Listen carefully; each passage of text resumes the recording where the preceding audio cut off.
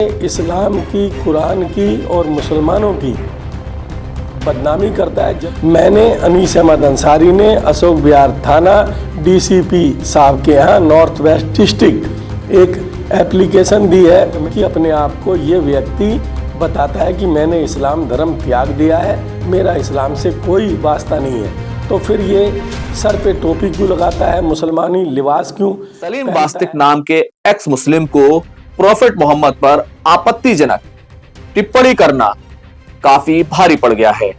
दिल्ली में एक नहीं बल्कि 2 शिकायतें दिल्ली पुलिस के पास पहुंची हैं और इन शिकायतों में एक्स मुस्लिम सलीम के खिलाफ कार्रवाई करने की मांग की गई है।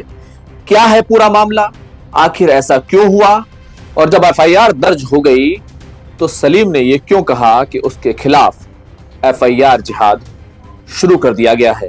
कैसे सलीम परेशान है और क्यों तिलमिलाया हुआ है और सोशल मीडिया पर क्या कुछ लिख रहा है, इस पूरे मामले पर आप मेरे साथ आखिर तक खबर पर जुड़े रहिएगा। सलाम नमस्कार, मैं हूं खुर्रम शहजाद और आप देख रहे हैं दिल्ली वाच। आपने अक्सर देखा होगा जो एक्स मुस्लिम हैं, यानी कि जो इस्लाम को छोड़ चुके हैं, वो सोशल मीडिया पर और टीवी डिबेट में इस्लाम पर, प्रॉफेट मोहम्मद पर और इस्लाम के अलग अलग मामलों पर सवाल उठाते हैं। इन मामलों को लेकर अब लोग उठ खड़े हुए हैं और जो भी इस तरह के सवाल उठा रहे हैं, जो नफरत फैलाने की कोशिश कर रहे हैं, उनके खिलाफ दिल्ली में 2 एफआईआर दर्ज कराई गई है। एक एफआईआर अशोक विहार थाना में दर्ज कराई गई है जिसमें सलीम वास्तिक नाम के एक एक्स मुस्लिम पर यह आरोप लगाया गया है कि वो मुसलमानों को बदनाम कर रहा है, वो इस्लाम को बदनाम कर रहा है और कई ऐसी आपत्तिजनक बातें कर रहा है जिसके कारण भावनाएं आहत हो रही हैं। तो ये कार्रवाई उसके खिलाफ की गई है। इसी तरीके से जो ऑल इंडिया मजलिस इत्तेहादुल मुस्लिमीन है, उसके इंचार्ज धरना प्रदर्शन असगर अंसारी के द्वारा भी नॉर्थ ईस्ट दिल्ली जो उप कमिश्नर हैं, उनको भी एक कंप्लेन दी गई है और सलीम अहमद के खिलाफ कार्रवाई करने की मांग की गई है। आपने अक्सर देखा होगा कि जो टीवी डिबेट होती हैं या सोशल मीडिया पर बहुत सारे लोग ऐसे हैं जो खुद को ये कहते हैं कि वो एक्स मुस्लिम हैं, लेकिन वो कुछ ऐसी बातें करते हैं, कुछ ऐसे सवाल उठाते हैं जिससे मुसलमान खासतौर से नाराज हो जाते हैं। अब ऐसा लगता है कि ये जो नाराज मुसलमान हैं, ये कानूनी कार्रवाई करना इन्होंने शुरू कर दिया है। सबसे पहले मैं आपको सुनाता हूं कि अशोक विहार थाने में आखिर जिन्होंने कंप्लेन की है वो इस मामले में क्या कह रहे हैं और क्या कार्रवाई जो है इस मामले में होना चाहिए, यह सुनिए। मैंने एक व्यक्ति जो अपने आप को एक्स मुस्लिम सलीम बतलाता है, उसके खिलाफ दिल्ली पुलिस में एक एप्लीकेशन दी है कि ये व्यक्ति सोशल मीडिया के माध्यम से और जगह जगह स्टेज पे जाके इस्लाम की, कुरान की और मुसलमानों की बदनामी करता है, जबकि अपने आप को ये व्यक्ति बताता है कि मैंने इस्लाम धर्म त्याग दिया है, मेरा इस्लाम से कोई वास्ता नहीं है।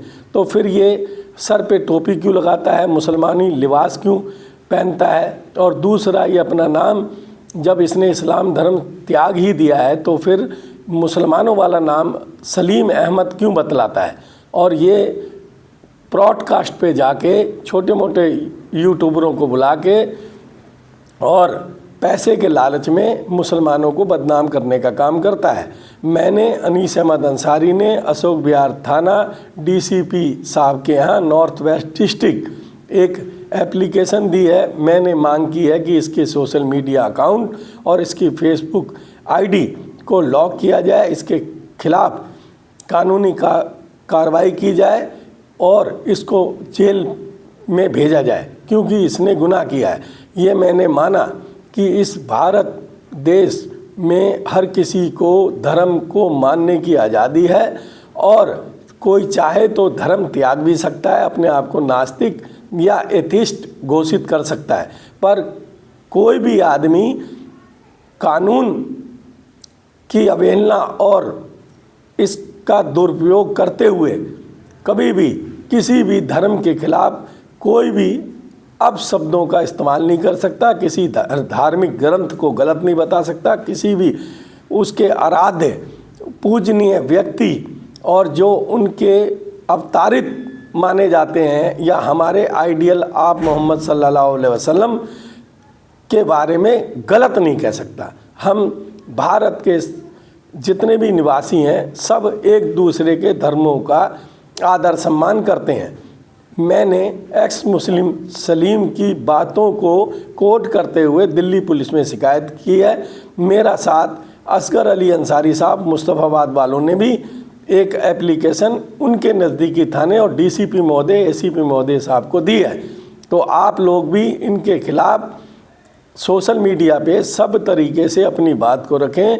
कहें आज ये पैसे के लालच में इस्लाम धर्म को बदनाम कर रहा है, मुसलमानों को बदनाम कर रहा है, इस पे क्या भरोसा कर सकते हैं। ये भविष्य में किसी अन्य धर्म के बारे में भी गलत सलत कहेगा, क्योंकि इसका नाम सलीम अहमद या सलीम वास्तविक है। इससे मुसलमानों की प्रतिष्ठा और उनका नाम लेके लोग मुसलमानों को बुरा कहेंगे।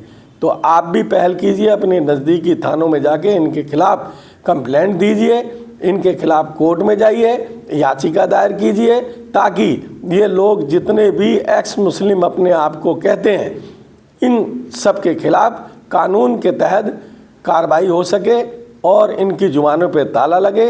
ये हमारे भारत का स्वार्थ और भाईचारा बिगाड़ने की कोशिश कर रहा है। आप भी इसमें मेरा साथ दीजिए सब तरीके से। इनसे कोई हाथापाई ना करे, कोई इनसे लड़ाई झगड़ा ना करे। अगर ये सोशल मीडिया पे वीडियो डालें, इनका सब तरीके से जवाब दें। अगर ये किसी भी जगह जाके इस्लाम को बदनाम करने का काम करते हैं तो इनका विरोध करें सब तरीके से।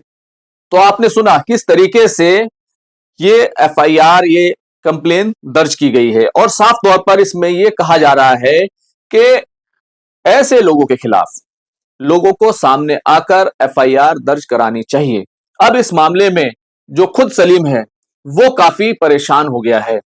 उसने खुद अपने सोशल मीडिया पोस्ट पर लिखा है कि मेरे खिलाफ एफआईआर जिहाद शुरू कर दिया गया है।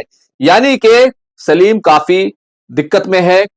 लेकिन ये क्यों दिक्कत में आया, आखिर ऐसा क्यों हुआ, ये बयान जो है उसने किसी सोशल मीडिया चैनल को दिया था और उस सोशल मीडिया चैनल के जरिए से ये बयान सबके सामने आया, क्योंकि कई ऐसी बातें सलीम के जरिए से कही गई हैं जो हिस्ट्री के हिसाब से भी अगर देखें और जो वास्तव में हकीकत है उसके हिसाब से भी देखें तो वो सही नहीं है। यही वजह है कि सलीम के खिलाफ एक नहीं बल्कि 2 एफआईआर जो है दर्ज कराने की कोशिश की जा रही है। अब इसको सलीम वो ये कह रहा है कि मेरे खिलाफ एफआईआर जिहाद किया जा रहा है। आप लोग इस मामले में क्या सोचते हैं, आप लोगों की क्या राय है? अगर सोशल मीडिया पर कोई इस तरह की बातें करता है, टीवी डिबेट में जाकर कोई इस तरह की बातें करता है, जो धर्मगुरु हैं उनके खिलाफ आपत्तिजनक बातें करता है, तो क्या उसके खिलाफ इस तरह की एफआईआर दर्ज कराना सही है? हालांकि हमारे देश में जो मजहब मानने की आजादी है वो सबके पास है। आप मजहब मान सकते हैं, मजहब छोड़ सकते हैं और कोई मजहब ना मानना चाहे तो वैसा भी कर सकते हैं। इसी के साथ साथ अपनी बात रखने की, अभिव्यक्ति की भी आजादी है, यानी कि आप अपनी बात भी कह सकते हैं। लेकिन इस पूरे मामले में जो आरोप लगाया जा रहा है वो ये है कि संविधान ने हमें आजादी तो दी है कि हम अपनी बात रख सकते हैं, लेकिन संविधान के दायरे में, कानून के दायरे में हमें अपनी बात रखनी होगी और किसी की भावनाएं आहत ना हो।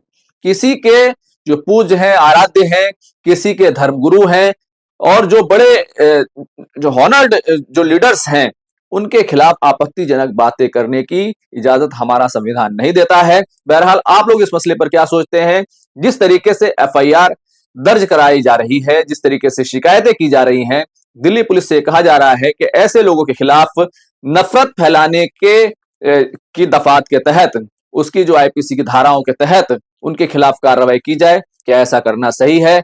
और क्या जो इस तरह की बातें करते हैं, क्या ये उनकी अभिव्यक्ति की आजादी का जो सही इस्तेमाल हो रहा है या फिर इस तरह की कार्रवाई करना ठीक नहीं है? बहरहाल आप लोग अपनी राय जरूर दीजिएगा।